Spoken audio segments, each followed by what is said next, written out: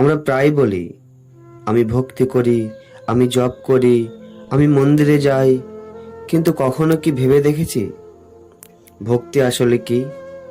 ভক্তি কি শুধু কিছু ধর্মীয় আচার অনুষ্ঠানের নাম, নাকি এর চেয়েও গভীর কোনো অর্থ আছে? আজ আমরা জানব ভক্তির প্রকৃত অর্থ কি।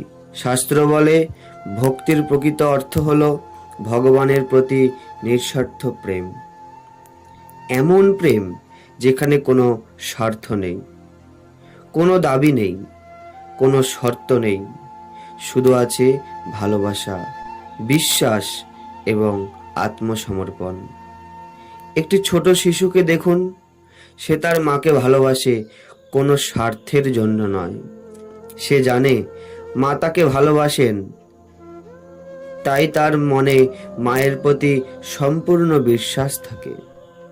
ঠিক তেমনি একজন ভক্তের হৃদয়ে ভগবানের প্রতি অটুট বিশ্বাস ও ভালোবাসা থাকে। আজকের পৃথিবীতে অধিকাংশ মানুষ ভগবানের কাছে কিছু পাওয়ার জন্য যায়। কেউ অর্থ চায়, কেউ চাকরি চায়, কেউ রোগ মুক্তি চায়।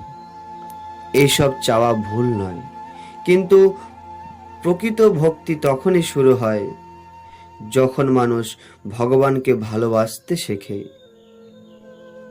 তার দানের জন্য নয়, তার জন্য। ভগবান শ্রীকৃষ্ণ বলছেন, যে ব্যক্তি প্রেম ভক্তির সঙ্গে একটি তুলসী পত্র, একটি ফুল কিংবা একটি ফল, সামান্য জল অর্পণ করে, আমি তা গ্রহণ করি। এখানে মূল বিষয়বস্তু নয়, মূল বিষয় হলো ভক্তের হৃদয়ে প্রেম। ভক্তি মানে শুধু ঠাকুর ঘরে প্রদীপ জ্বালানো নয়, ভক্তি মানে জীবনের প্রতিটি কাজে ভগবানকে স্মরণ করা।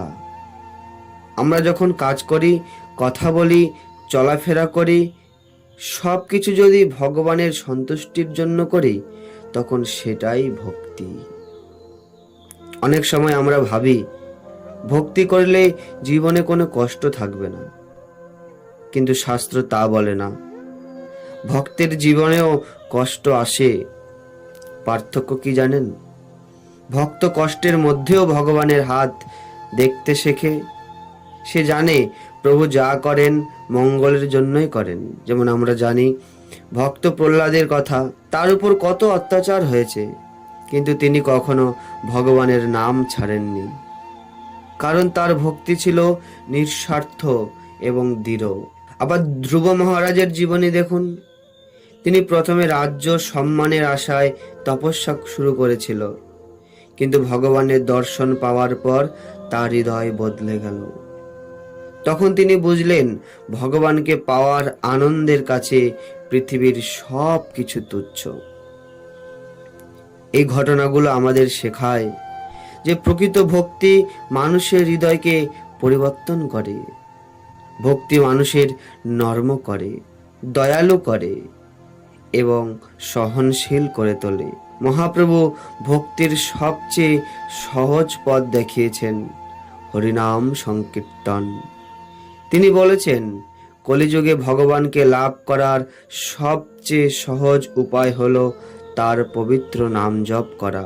কিন্তু শুধু মুখে নাম করলেই হবে না, নামের সঙ্গে থাকতে হবে বিনয়, শ্রদ্ধা, আন্তরিকতা। মহাপ্রভু শিক্ষা দিয়েছেন, তৃণাদপি শুনিচেন তরৈব সহিষ্ণুনা। তৃণের চেয়েও নরম এবং বৃক্ষের চেয়েও সহিষ্ণু হতে হবে। এই গুণগুলো ভক্তির অলংকার। আজ আমরা অনেকেই ধর্ম পালন করি, কিন্তু হৃদয়ে অহংকারটা রেখেই দিই। মনে করি আমি অন্যদের চেয়ে বড় ভক্ত। কিন্তু যেখানে অহংকার আছে, সেখানে প্রকৃত ভক্তি ফুটে ওঠে না। ভক্তি মানে নিজেকে বড় ভাবা নয়, ভক্তি মানে নিজেকে ভগবানের দাস হিসেবে ভাবা। যখন মানুষ এই উপলব্ধি করে যে আমি প্রভুর সেবক, তখন তার জীবনে সত্যিকারের শান্তি আসে। আরেকটি গুরুত্বপূর্ণ বিষয় হলো, ভক্তি শুধু মন্দিরের মধ্যে সীমাবদ্ধ নয়। ভক্তি মানুষের আচরণে প্রকাশ পায়। আমরা যদি অন্যদের কষ্ট দিই, কাউকে অপমান করি, হিংসা করি, অথচ নিজেকে বড় ভক্ত বলে দাবি করি, তাহলে সেই ভক্তি অসম্পূর্ণ। ভগবান সকল জীবের হৃদয়ে অবস্থান করেন, তাই সকলের প্রতি দয়া, ভালোবাসা এবং সম্মান প্রদর্শন করাও ভক্তির একটি গুরুত্বপূর্ণ অংশ। প্রিয় ভক্তবৃন্দ, ভক্তি কোনো একদিনের বিষয় নয়, এটি একটি সাধনার পথ। প্রতিদিন একটু একটু করে ভগবানের দিকে এগিয়ে যাওয়ার নামই ভক্তি। যদি প্রতিদিন কিছু সময় হরিনাম জপ করি, শাস্ত্র পাঠ করি, সৎসঙ্গ করি এবং ভগবানের কথা স্মরণ করি, তাহলে ধীরে ধীরে আমাদের হৃদয় পবিত্র হবে। জীবনে ঝড় আসবে, সমস্যা আসবে, হতাশা আসবে, কিন্তু যার হৃদয়ে ভক্তি আছে সে কখনো একা নয়, কারণ সে জানে ভগবান সর্বদা তার সঙ্গে আছেন। তাই আসুন আমরা শুধু আচার নয়, হৃদয়ে ভক্তি অর্জনের চেষ্টা করি। ভগবানের কাছে শুধু কিছু চাইতে নয়, তাকে ভালোবাসতে শিখি, তার নাম গ্রহণ করি, তার গুণ কীর্তন করি এবং তার সেবায় জীবন উৎসর্গ করার চেষ্টা করি। আজকের আলোচনার শেষে একটা কথা মনে রাখুন, ভক্তির প্রকৃত অর্থ হলো ভগবানের প্রতি নিঃস্বার্থ প্রেম। যে হৃদয়ে এই প্রেম জাগ্রত হয়, সে হৃদয়ে হয়ে ওঠে ভগবানের প্রকৃত মন্দির। জয় নিতাই, জয় গৌর। ভালো লাগলে ভিডিওটি সবাইকে শেয়ার করবেন।